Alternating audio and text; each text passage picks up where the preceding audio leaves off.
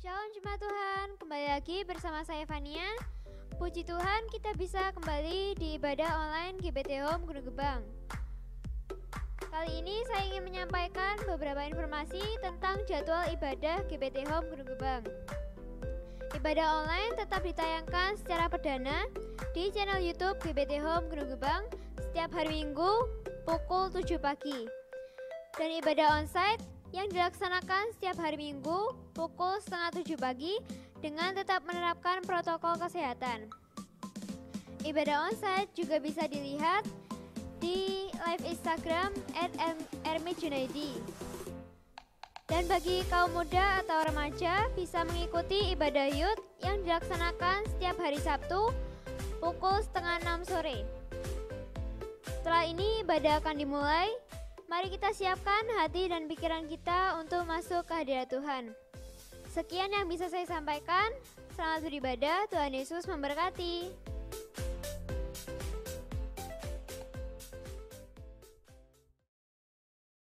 Shalom Bapak Ibu yang terkasih di dalam Tuhan. Kita bertemu kembali di dalam kasih Tuhan saat ini di dalam ibadah online. Namun kami sebenarnya sangat berharap untuk Bapak Ibu bisa bergabung bersama-sama kami di dalam ibadah onsite yang kami selenggarakan bersama-sama. Tapi bila saat ini kita mau tetap bersyukur, kita mau tetap memuji dan memuliakan nama Tuhan atas kebaikan dan anugerah Tuhan. Segala puji syukur hanya bagi-Mu Tuhan.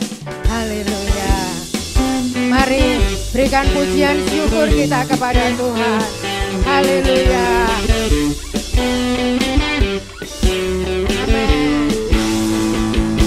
Segala puji syukur hanya bagi-Mu Tuhan, sebab Kau yang layak dipuja.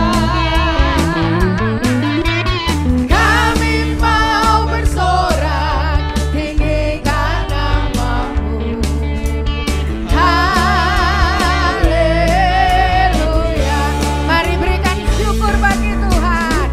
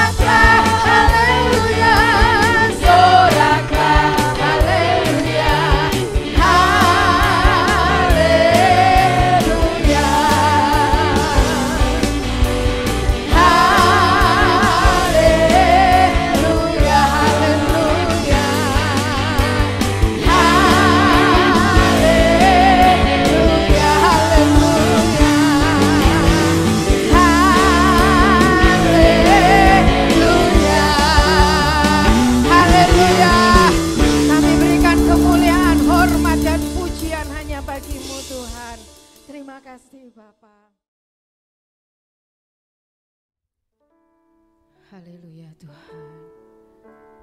Kami mau menjadikan Engkau satu-satunya Tuhan di dalam hidup kami.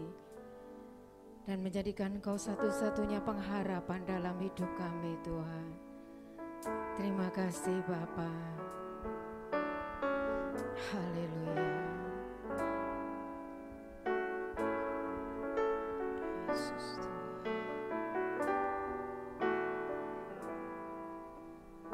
Yesus.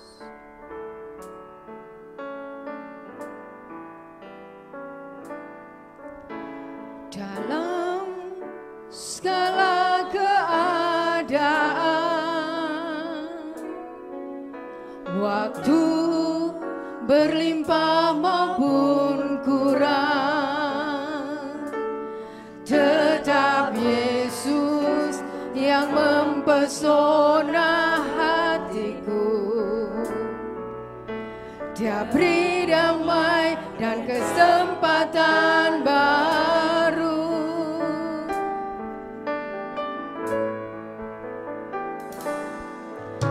Di setiap musim kehidupan,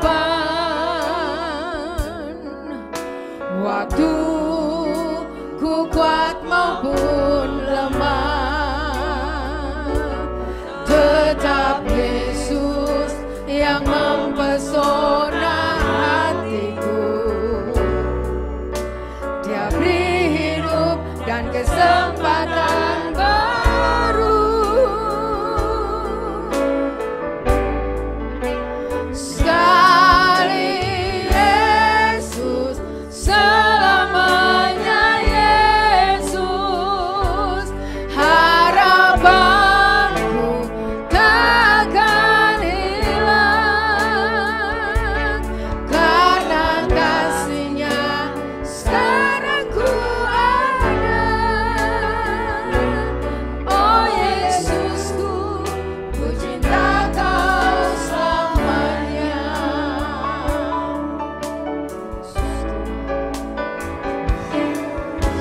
Dalam segala keadaan, waktu berlimpah maupun kurang, tetap Yesus yang mempesona hatiku.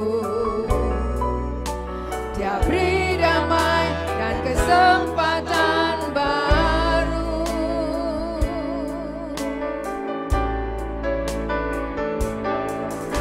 Di setiap musim kehidupan,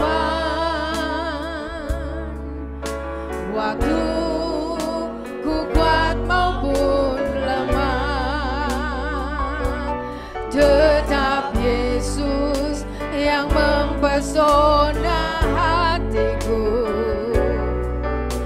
Dia beri hidup dan kesempatan baru.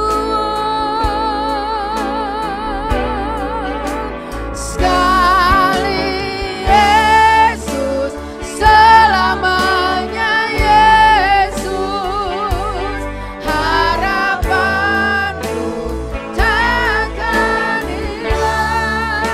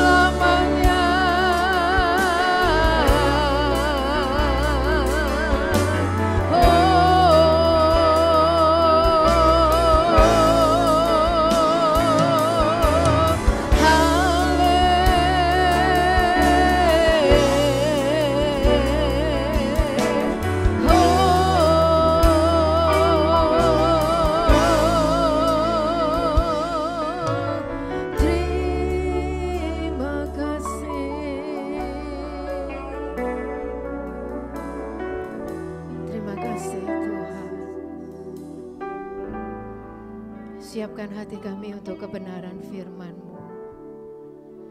Biar hati kami menjadi tanah yang subur untuk firman-Mu, tertanam dan bertumbuh di dalam hidup kami, dan menghasilkan buah-buah kehidupan yang menyenangkan hati-Mu Tuhan. Terima kasih Bapa. Urapi kami, urapi hamba-Mu. Biar setiap perkataan yang keluar merupakan perkataan yang dari Tuhan sendiri, menguatkan, meneguhkan, memberikan pengharapan buat setiap kami yang mendengar. Terima kasih Tuhan, kami siap mendengar, berfirmanlah buat kami. Di dalam nama Tuhan Yesus, haleluya, amin.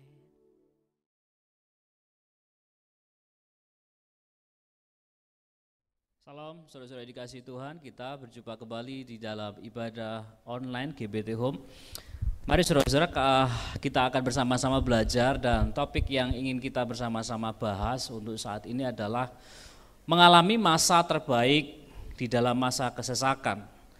Best time in a hard time. Jadi saudara-saudara, ini adalah sebuah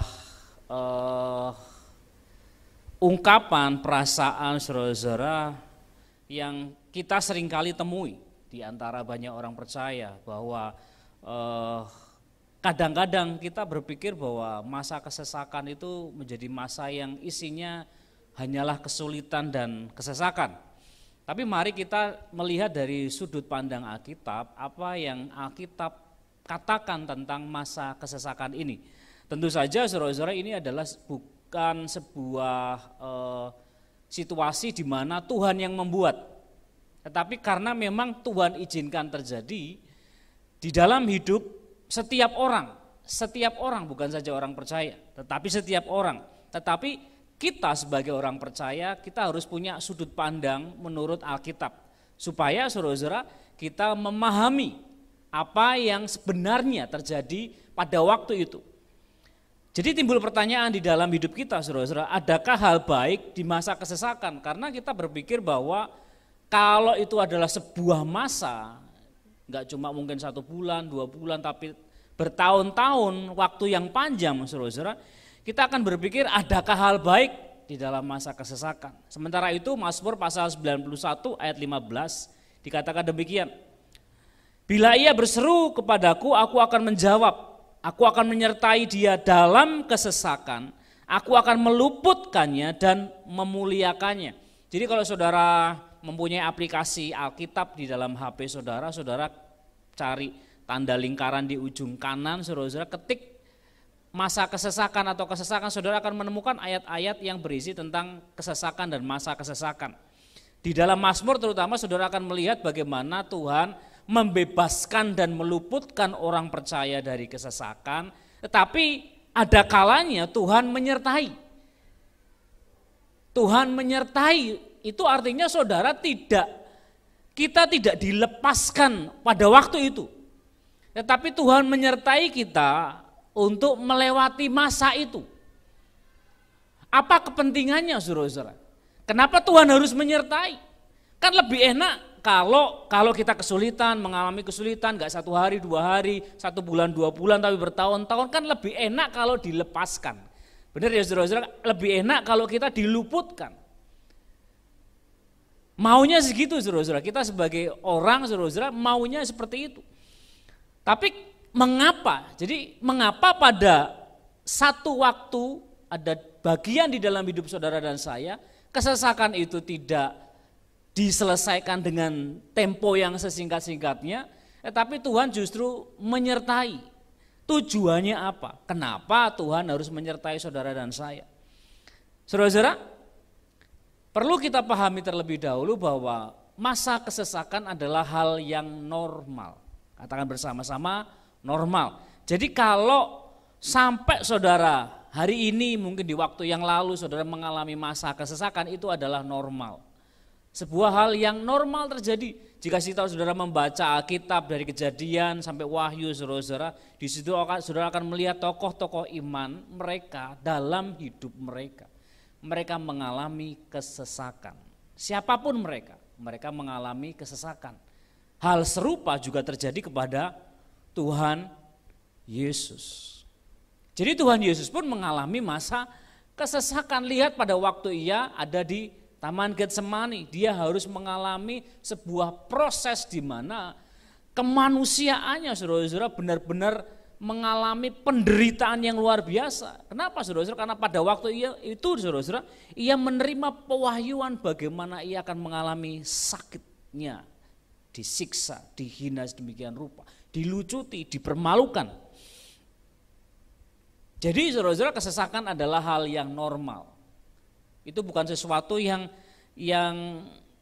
istilahnya Tuhan pilih-pilih, enggak. Semua orang percaya pasti akan mengalami masa kesesakan. Kita buka di dalam Roma pasal 3 dan 4. Ini yang ingin saya jelaskan kepada saudara. Roma pasal 5 ayat 3 dan 4, saudara bisa baca di dalam terjemahan baru dan terjemahan New English Translation. Dan bukan hanya itu saja, kita malah bermegah juga dalam kesengsaraan kita. Perhatikan, kita malah bermegah juga dalam kesengsaraan kita. Karena kita tahu bahwa kesengsaraan itu menimbulkan satu, ketekunan. Dan ketekunan menimbulkan tahan uji. Dan tahan uji menimbulkan pengharapan. Jadi untuk muncul adanya pengharapan, harus ada yang namanya tahan uji. Tahan uji berarti kan diuji sampai tahan uji. Datangnya dari mana tahan uji? Karena tekun. Tekun apa? Tekun menderita, tekun melewati, tekun dalam proses yang sedang terjadi. Apa, saudara-saudara, apa yang terjadi? Kesengsaraan. Masa kesesakan, saudara-saudara, itu punya tujuan, punya purpose, saudara-saudara. Enggak sembarangan itu terjadi.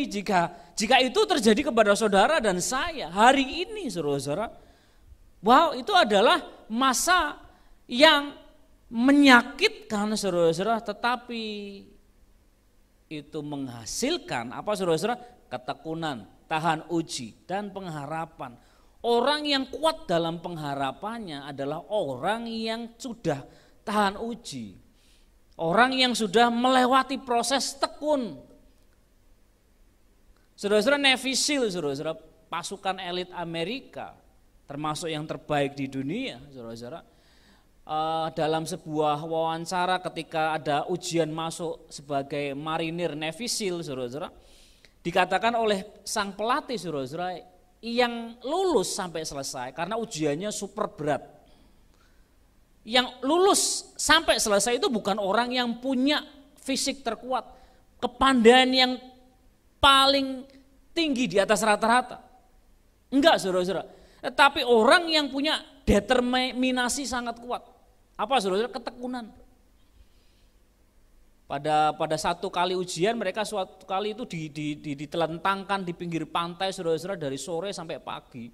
Itu mereka harus saling mengaitkan tangan, saudara-saudara, dan deburan ombak itu kan semakin tinggi, saudara-saudara. Nah, mereka yang bertahan, ya itulah yang lolos sebagai Navy SEAL. Tapi ujiannya gak cuma itu, berat sekali.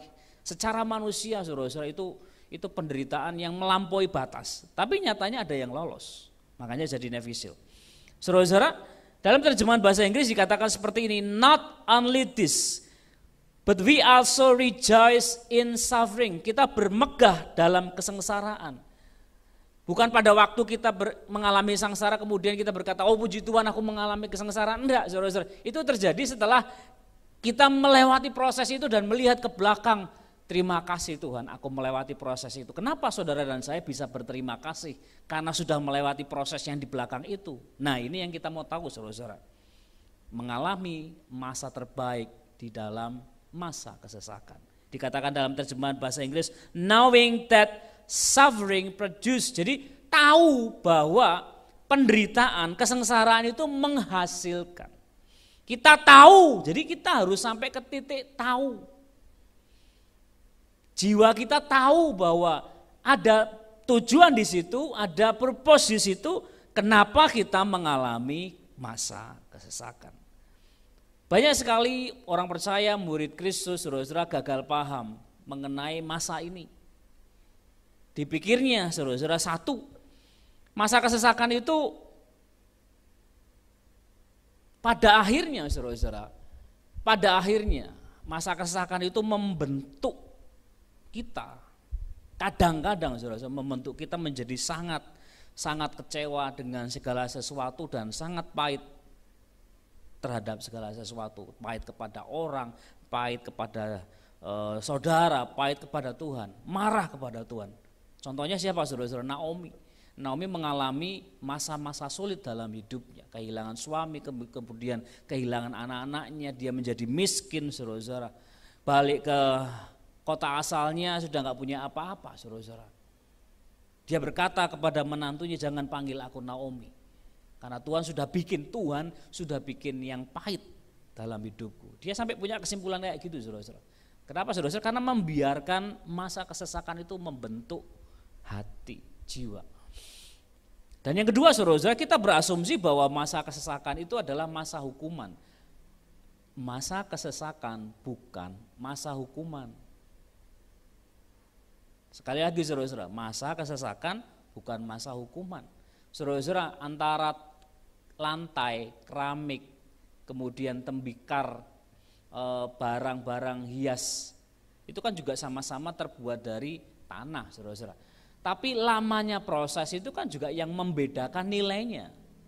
Yang satu diinjak-injak, yang satu dikagumi. Kan begitu saudara-saudara. Jadi prosesnya lah yang membedakan nilai dari sesuatu hal. Sama dengan hidup saudara dan saya. Proses yang kita alami itu yang membedakan nilai. Kalau saudara dan saya melewati proses itu, kemudian kita menjadi tekun tahan uji saudara-saudara, proses itulah yang membuat kita saudara-saudara bisa berkata terima kasih Tuhan. Nah, salah satu contoh yang saya ingin bagikan kepada saudara adalah mengenai Yusuf. Yusuf dan Tuhan Yesus itu adalah kalau dalam istilah Alkitab saudara-saudara, sarjana Alkitab kita berkata sebagai tipologi. Yusuf itu tipologinya Yesus. Jadi kalau lihat Yusuf, proses yang dialami Yusuf itu mirip dengan yang dialami oleh Tuhan Yesus. Dan dari Yusuf kita bisa belajar banyak hal. Saudara-saudara, ada beberapa persamaan antara Yusuf dan Tuhan Yesus dari kelahiran yang ajaib. Ibunya Yusuf, Rahel itu dulunya mandul sampai Tuhan buka. Maria, saudara-saudara, itu lahir dari Roh Kudus. Sama-sama meninggalkan rumah. Tuhan Yesus meninggalkan sorga, saudara-saudara, ke dunia, mengambil rupa sebagai manusia. Yusuf, saudara-saudara, harus meninggalkan bapaknya, saudara-saudara, dia harus ditelantarkan sedemikian rupa, mengalami masa-masa yang sesak. Dan yang ketiga, saudara-saudara, mereka, Tuhan Yesus maupun Yusuf dikhianati oleh saudaranya dan dijual. Yusuf dijual dengan 20 keping perak, Tuhan Yesus dijual dengan 30 keping perak. Jadi sama-sama dijual. Kemudian melayani, Yusuf bekerja sebagai bawahannya raja, orang kedua di Mesir pada umur 30, demikian juga dengan Tuhan Yesus. Jadi ini tipologi. Dan tahukah saudara, kalau saudara membaca mulai dari Kejadian pasal 37 sampai dengan Kejadian pasal 50, saudara akan melihat bagaimana perjalanannya Yusuf dari anak kesayangannya Yakub sampai dia menjadi orang kedua di dunia pada waktu itu, kerajaan Mesir pada waktu itu. Perhatikan saudara-saudara. Setelah Yusuf mendapatkan mimpi saudara-saudara dan menceritakan mimpi ini, saudara-saudaranya makin benci. Kenapa dikatakan makin benci? Karena sebelumnya sudah benci. Kenapa benci saudara-saudara? Karena Yakub memberikan jubah yang indah kepada Yusuf. Jubah yang indah itu tanda bahwa kasih ini diberikan kepada yang terkasih, Yusuf. Jadi saudara-saudaranya iri, Yusuf ini paling kecil, sementara yang lain-lain gede, saudara-saudara. Dan makin bencilah mereka ketika Yusuf menceritakan mimpi ini. Suatu kali saudara-saudara, Yusuf disuruh ayahnya untuk nengok kakak-kakaknya. Dia hampir dibunuh, untung Ruben melepaskan dia. Tahu saudara yang terjadi? Dia dimasukkan ke dalam sumur. Kemudian peristiwa selanjutnya adalah dia dijual sebagai budak. Dan ketika dia menjadi budak, saudara-saudara, dia dipercaya oleh Potifar mengurus rumahnya, segala macam urusan di rumahnya diserahkan kepada Yusuf. Yusuf yang tadinya budak diangkat menjadi orang kepercayaannya Potifar. Tetapi istri Potifar mengingini Yusuf karena tampan, saudara-saudara. Karena orangnya luar biasa. Karena Yusuf ini bisa mengerjakan segala hal dengan secara luar biasa. Diingini oleh istri Potifar. Ketika Yusuf menolak, dia difitnah, kemudian dipenjara raja, liang tutupan. Saudara-saudara, kalau saudara memperhatikan mimpi Yusuf, saudara-saudara, mimpi yang pertama maupun yang kedua, tentang bulir gandum maupun matahari dan bintang, saudara-saudara, itu semua makin jauh dari kenyataan. Kalau saudara memperhatikan bahwa dari awal mimpi sampai dia kemudian hampir dibunuh, dimasukkan ke sumur, dijadikan budak, dijual sebagai budak, kemudian menjadi budak di rumah Potifar, diangkat, kemudian dimasukin penjara karena fitnahnya istri Potifar. Saudara perhatikan bahwa itu semua makin membuat Yusuf jauh dari mimpi yang Tuhan berikan dalam hidupnya. Mimpi itu dari Tuhan, saudara-saudara. Tapi makin hari, makin bertambah tahun, Yusuf makin jauh dari mimpi itu.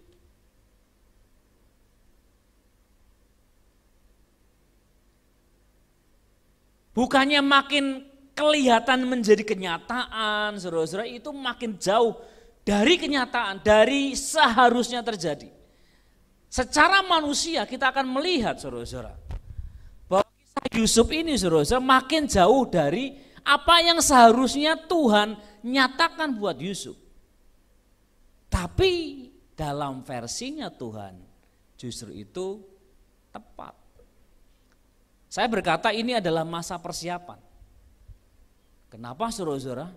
Karena Yusuf, saudara, itu orang Ibrani. Orang Ibrani, saudara, keturunan Yakub ini taunya menggembalakan.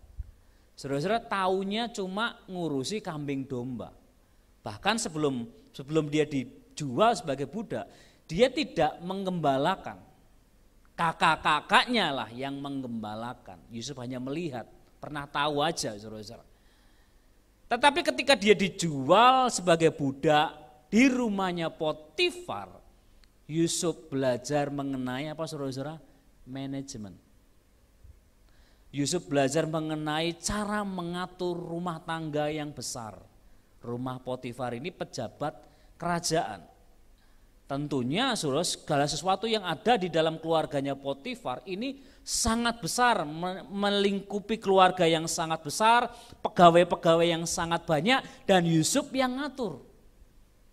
Saudara, kalau Yusuf tidak pernah berada di rumahnya Potifar, dia tidak pernah yang mengalami yang namanya dididik, menerima pelajaran-pelajaran yang baru, persiapan-persiapan buat Yusuf. Saudara, kalau saudara lihat kembali hidup saudara ke belakang, saudara akan melihat bahwa yang di belakang itu ternyata masa persiapan untuk saudara menerima sesuatu yang besar yang dari Tuhan. Makanya saudara tidak akan menemukan satu ayat pun dari Kejadian pasal 37 sampai Kejadian pasal 50 Yusuf menyalahkan Tuhan, tidak pernah, saudara. Dia disertai Tuhan, orang suka sama dia, tetapi ketika dia difitnah, dimasukin penjara, dia tidak menyalahkan Tuhan. Perhatikan hal ini baik-baik, saudara.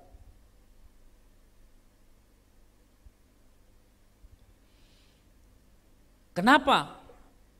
Perhatikan Kejadian pasal 50 ayat 19 dan 20. Pada suatu ketika, saudara, Yusuf sudah sampai ke puncak nubuatan atas hidupnya yang Tuhan nyatakan dalam hidupnya. Ini bukan soal Yusuf jadi pemimpin di kerajaan Mesir, enggak.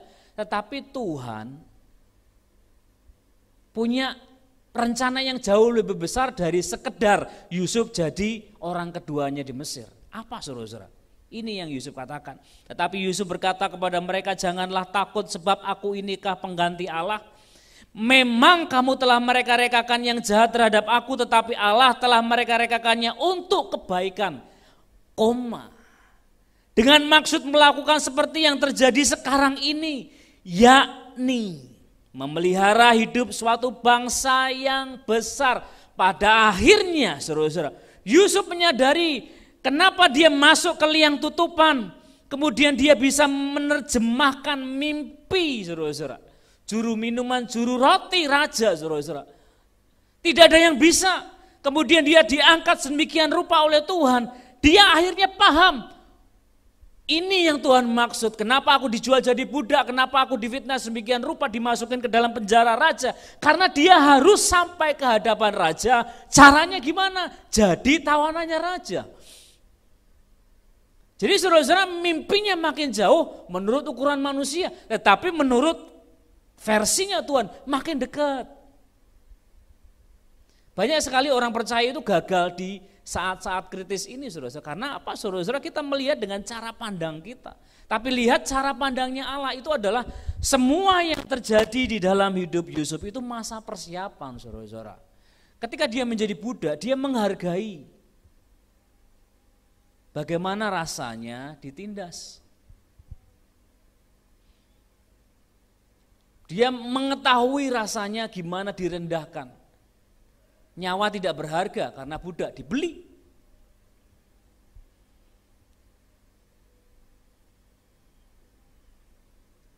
Saudara-saudara dikasihi Tuhan, masa kesesakan itu akan menjadi masa yang terbaik dalam hidup saudara. Ketika kita menyadari bahwa itu semua Tuhan persiapkan supaya saudara siap menerima mimpi besarnya Tuhan terjadi dalam hidupmu. Jadi jangan menyerah seorang saudara. Saudara mungkin merasa sudah tua, sudah tidak bisa berbuat banyak. Tapi ada banyak hal yang belum terjadi dalam hidup saudara. Ingat hal-hal yang pernah Tuhan sampaikan kepada saudara, nyatakan kepada saudara, entah lewat mimpi, lewat nubuatan hamba-hamba Tuhan.